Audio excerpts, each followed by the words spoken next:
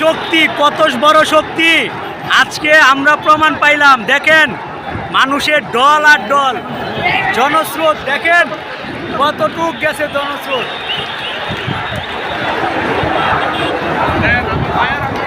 চোখ যত দূর যাবে ততটুক পর্যন্তই মানুষ।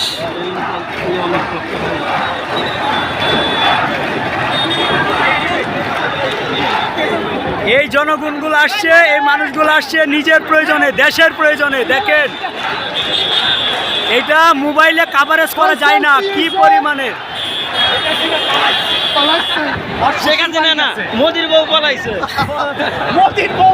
দেখেন কি বলে, দেখেন মোদির বউ নাকি পলাইছে। মানুষের পতন এরকমই হয়, জনগণের শক্তি একত্রিত হইলে কি হয় এটা একবার চিন্তা করে দেখুন। তাই ভবিষ্যতে যারা ক্ষমতায় আসবেন জনগণের কথা 7 বার 100 বার 1000 বার চিন্তা করে ক্ষমতায় আসবেন, ক্ষমতায় বসবেন। আগে এই দেশের জনগণ, আপনারা মনে করেন না এই দেশের জনগণ ঘুমন্ত না, এই দেশের জনগণ সিংহের মতো ঘুমিয়ে থাকে। তাদেরকে জাগাইলে কি হয় সেটা বারবার বারবার এই দেশের জনগণ প্রমাণ করে।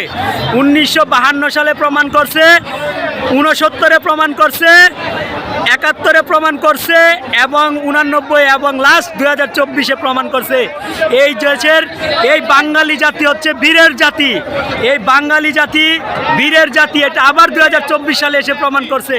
আপনারা দেখুন 2024 এসে আবার প্রমাণ করছে বাঙালি জাতি বীরের জাতি।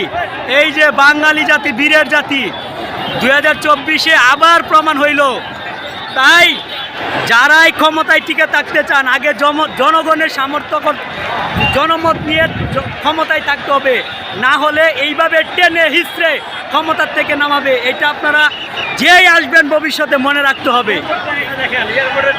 আর এয়ারপোর্টের টিকিট মানে বলে লাভ নেই, প্রিয় নেতারা সবাই চলে যাচ্ছে, প্রিয় নেতারা সবাই চলে যাচ্ছে।